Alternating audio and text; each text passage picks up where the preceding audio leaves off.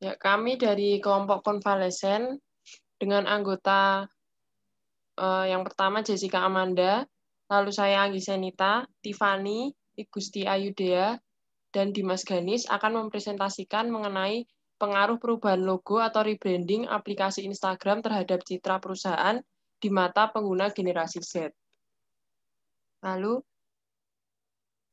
yang pertama, menurut Suratsman, dalam Nabila tahun 2018, merek terdiri dari logo, merek dagang, desain kemasan, dan sebagainya berfungsi untuk membedakan suatu merek dengan merek lainnya.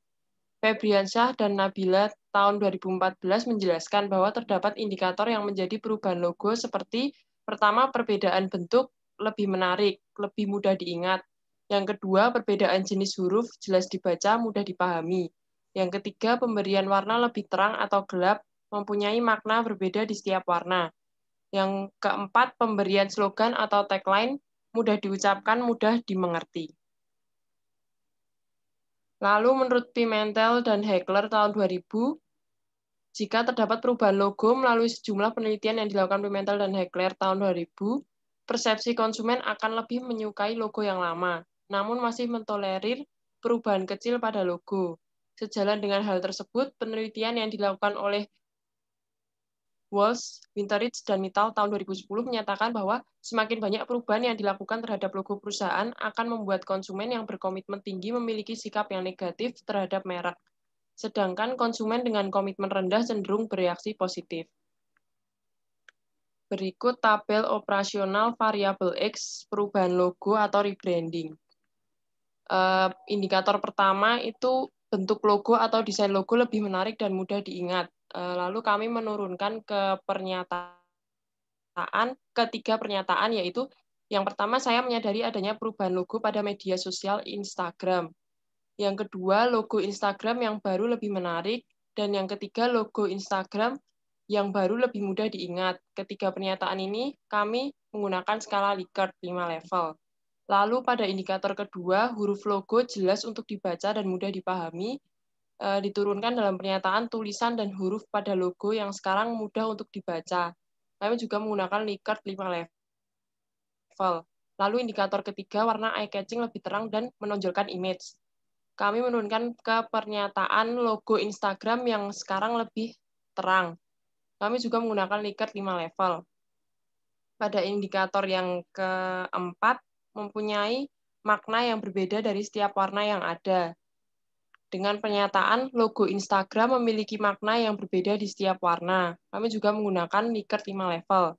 Pada indikator yang kelima, slogan atau slogan.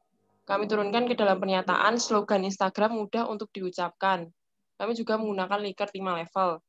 Lalu pada indikator terakhir, slogan dan arti slogan mudah dimengerti. Kami menurunkan ke kedua pernyataan, yaitu saya mengetahui bahwa slogan Instagram capture and share the words moment. Dan yang kedua, saya mengetahui makna arti dari slogan Instagram. Kami juga menggunakan Likert 5 level di keduanya. Lalu berikutnya. Yang berikutnya ada citra perusahaan. Merupakan citra merek, produk, atau pelayanan yang dapat menimbulkan kepercayaan dan perasaan akan suatu organisasi atau perusahaan. Di sini memiliki urgensi, yaitu pemasaran eksternal bagi perusahaan untuk mencapai komunikasi dan tujuan yang efektif terhadap stakeholder-nya.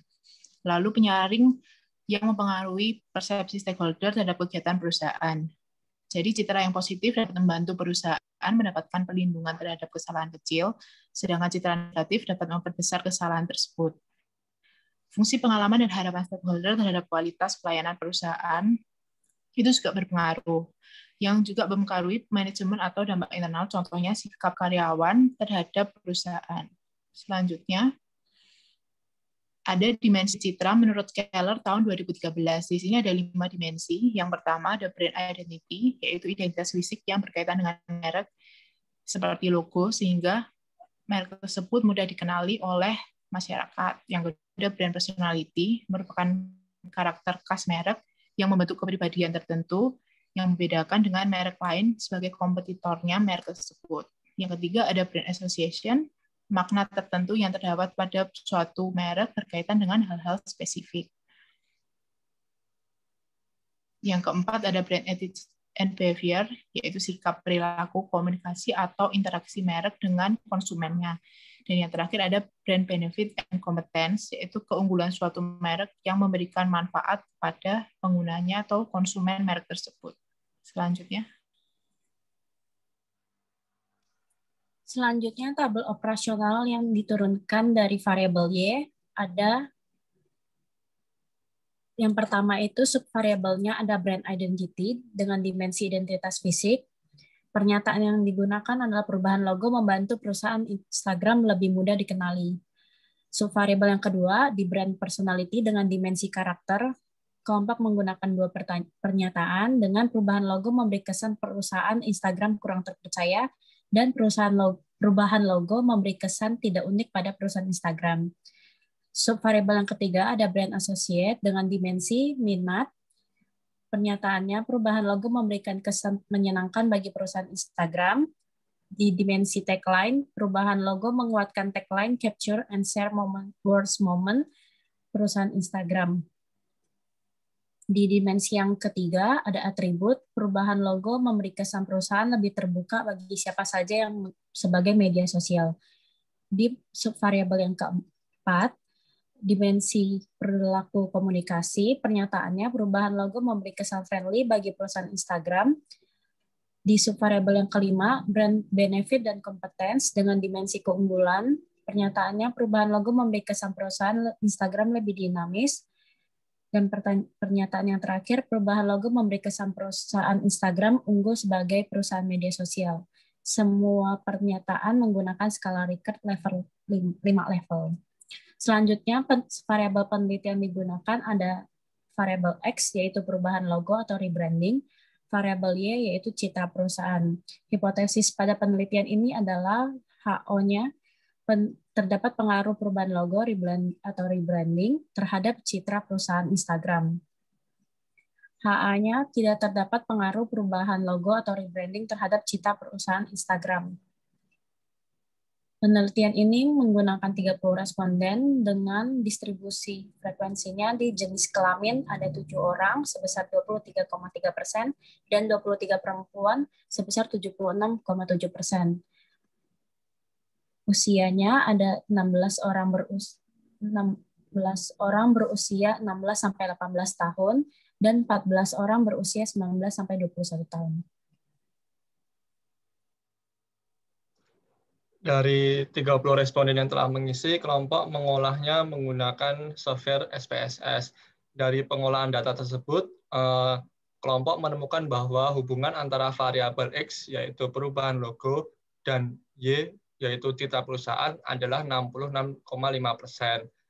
Jadi di dalam penelitian ini terdapat hubungan X dengan Y, yaitu 66,5%.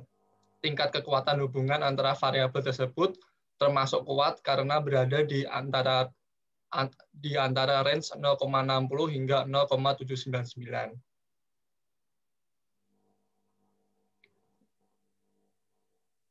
Nah, selanjutnya kelompok juga menemukan bahwa R-square dari penelitian kami adalah 0,665, yang berarti sebesar 66,5% variabel X menyumbang terhadap kemunculan variabel Y, sehingga terdapat 33,5 pengaruh dari variabel lain. Jika dilihat dari variabel tabel milik Guilford, pengaruh variabel X terhadap Y termasuk ke dalam kategori cukup. Selanjutnya, dari penelitian tersebut juga ditemukan bahwa nilai dari signifikasi yang ditemukan di penelitian tersebut adalah kurang dari 0,05, sehingga hipotesis penelitian yang H0 itu dapat diterima. Selanjutnya juga di tabel tersebut di koefisien diketahui bahwa nilai koefisien yang ditemukan adalah 0,6065, yang berarti tingkat hubungan antara variabel X dan variabel Y tergolong kuat karena berada di antara interval 0,600 hingga 0,799. Persamaan dari regresi yang didapat oleh kelompok di penelitian tersebut adalah Y sama dengan 8,71 plus 0,64 X. Selanjutnya, jika dilihat dari riset yang telah dilakukan, perubahan logo Instagram justru mendapatkan respon yang positif terhadap citra perusahaan Instagram. Nah, pada pernyataan pertama, 40,6% dari 30 responden menyatakan setuju bahwa perubahan logo menggambarkan layanan yang diberikan Instagram itu lebih baik. Lalu pada pernyataan kedua, masih dengan jumlah yang sama, 40,6% dari 30 responden menyatakan sangat setuju bahwa perubahan logo memberi kesan perusahaan menjadi lebih baik. Selanjutnya, 37,5% dari 30 responden menyatakan sangat setuju bahwa perubahan logo memberi kesan perusahaan unggul sebagai perusahaan media sosial. Dan pada pernyataan bahwa perubahan logo memberi kesan perusahaan kurang terpercaya, sebanyak 43,8% dari 30 responden itu tidak setuju pada pernyataan tersebut. Nah, dari sini, responden cenderung melihat perubahan logo menjadikan citra perusahaan lebih baik, lebih terpercaya, dan lebih unggul. Selanjutnya, selain itu, terdapat 34,4% dari 30 responden setuju bahwa logo Instagram yang baru ini lebih menarik daripada logo yang sebelumnya. Nah, berdasarkan data riset yang telah didapatkan dan dilihat korelasi dan regresinya, perubahan logo perusahaan itu memiliki pengaruh pada citra perusahaan. Di sini responden memberikan penilaian positif pada perubahan logo Instagram. Namun, meski perubahan logo memiliki respon yang positif dari hasil riset tersebut, perusahaan itu juga tetap harus mempertimbangkan pendapat pengguna semenjak mereka yang aktif menggunakan platform yang ada. Sekian presentasi dari kelompok konvalesen. Jika ada pertanyaan, teman-teman bisa langsung menanyakan kepada kami. Terima kasih.